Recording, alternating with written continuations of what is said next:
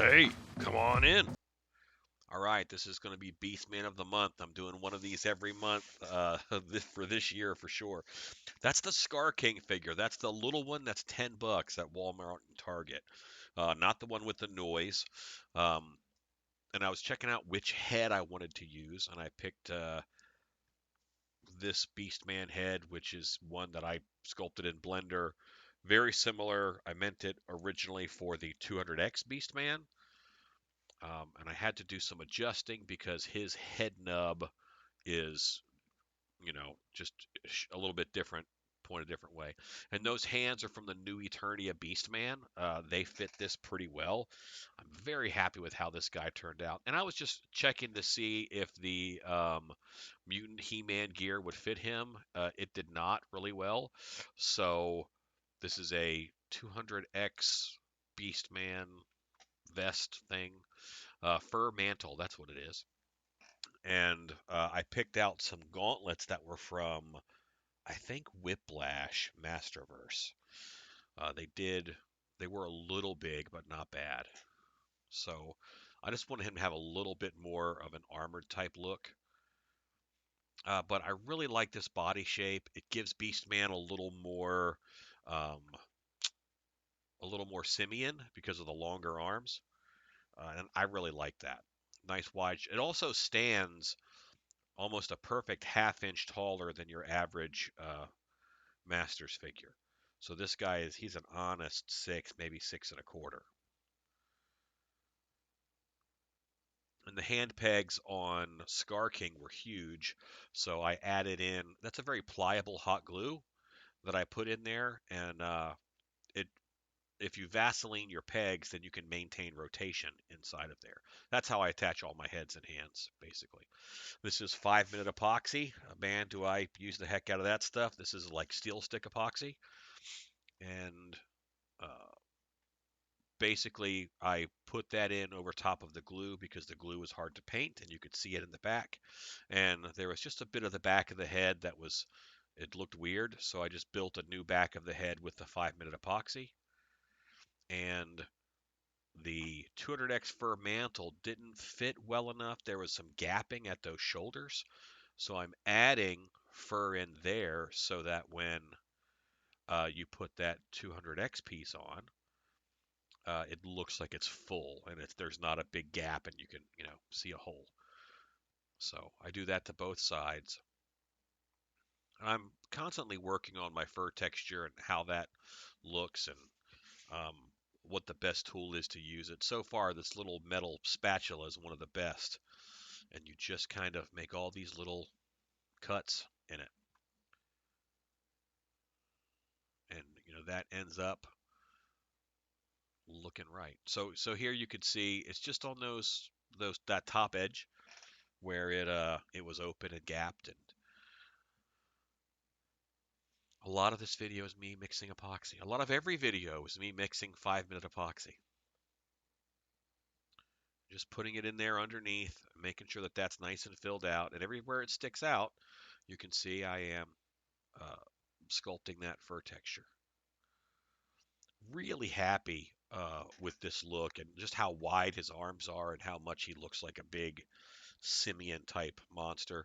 These are Origins Beastman bicep armor there. That is Skeletor's um, flap from one of the Skeletors. I don't know from which one. I kind of take all their armor off as soon as they get in for processing.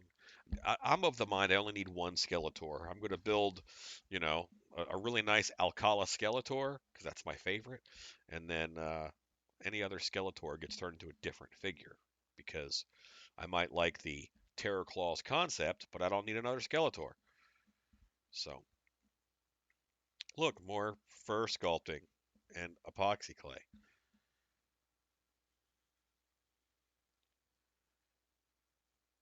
I even like this guy's feet. Yeah, they're monkey feet, and Beastman's never had like monkey feet, but I don't hate it. My favorite art of Beastman is the original Alcala drawing for the mini comic, the first mini comic where Beastman is swinging through the trees and Skeletor summons him. Um, and you can see that I'm giving him, this is P3 paint is what I use for almost everything. And I'm just giving him this nice base of orange. And that's when the figures really start coming together, is when everything kind of gets to be the same color. I like basing out on all the same color, and then from that point, I can take my colors in a different direction anywhere I want. I guess I could wait and paint that red down the road, but I like having that base. And here's the armor. I'm actually painting it also. I'm painting that red. There's I have a Pinterest board that's all different Beastman art, and I kind of modeled this color scheme off of one piece of art. I wish I knew the artist name off the top of my head, but right now I do not. And some of this is happening off camera. It's really hard to get everything. And I actually shot this in um, vertical so that it would. I don't know why I shot it in vertical, but I shot it in vertical. And this is brought down a little bit, but it's hard to paint on camera. But you can see what's happening is I'm putting in some of the face details. I do black on the eyes first, and I do white over that, and that helps me with the black outline on the eyes. And I always black in the whole mouth. That way I can individually paint the teeth. And I was picking out the skin tone for him. The skin tone, well, the color of combo of the skin and stuff is from one of the collectible statues that's out.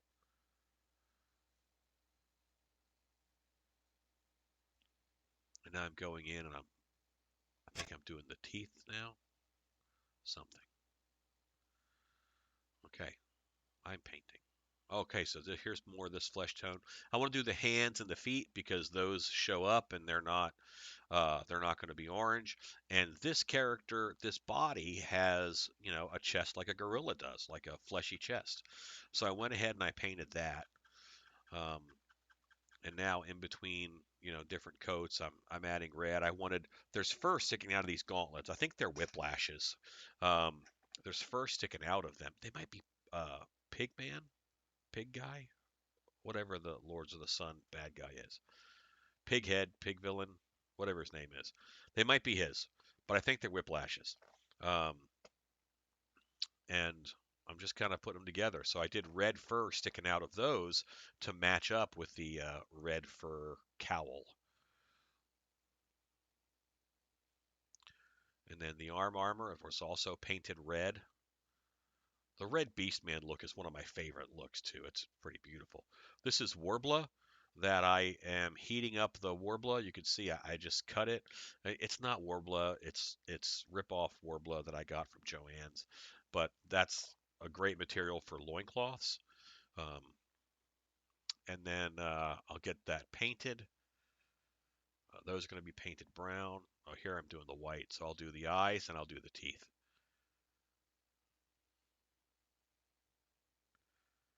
I have this big contraption that I wear on my head when I'm doing eyes and teeth, just so I can see it really well and get into those details. And they tend to sculpt heads for the way that they paint, and I do the same thing. So I kind of outline every tooth, so hopefully when I'm painting, it's a little bit easier. I'm just getting into the digital sculpting. I'm just kind of learning that.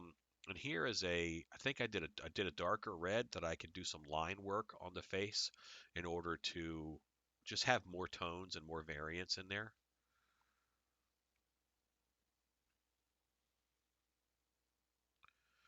I almost always forget to do the ears and flesh tone, and then I have to go back and do them. This is like my fourth or fifth Beastman custom. Look how big those hands are compared to them. I like the big hands, big clawed hands. And here I'm hitting those loincloth pieces that I did with brown. And then remember I painted, well, you could see it right up there on the right. You could see Skeletor's piece that I did in orange. And so once he's dry, I'll be able to put the Skeletor belt on him. Um, so I was looking at him and I thought that he needed something near his feet, either shin guards or something.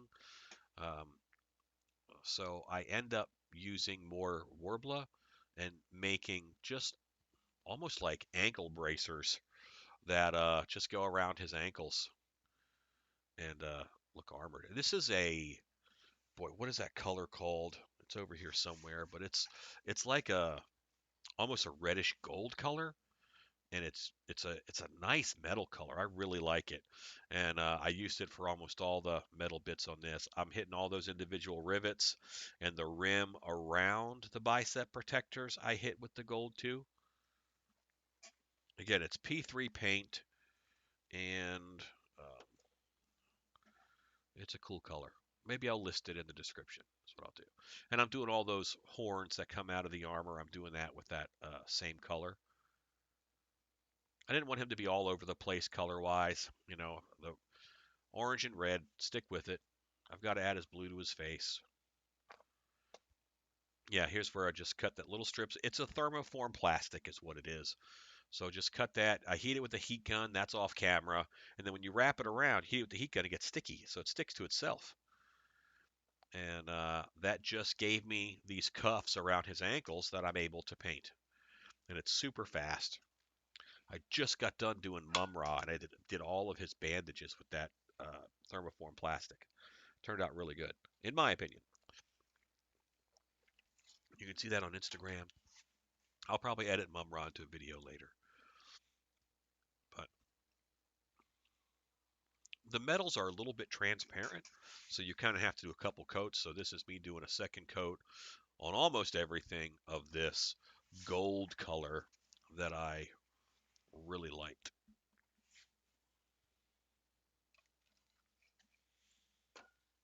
And here I am doing his blue. Um, in this case, I've decided that it's war paint. Often I'm non-committal as to if it's just like a mandrill with those real colorful faces. That's what I have always thought it was. Um, Mandrills have blue and red and orange and some yellow sometimes up on their face, and that's what I thought Beastman's blue on his face was. Some people say it's war paint. Um, in this one, I'm okay saying it's war paint. I kind of gave him a Gene Simmons look with the way I did it. So, okay, I grabbed that color of paint, and that is called Molten Bronze, is what that metal color is called. Molten Bronze from P3 Paints. I think that's Privateer Press is what the P stands for. But he is certainly coming together. Here, I'm giving him little dark nostrils.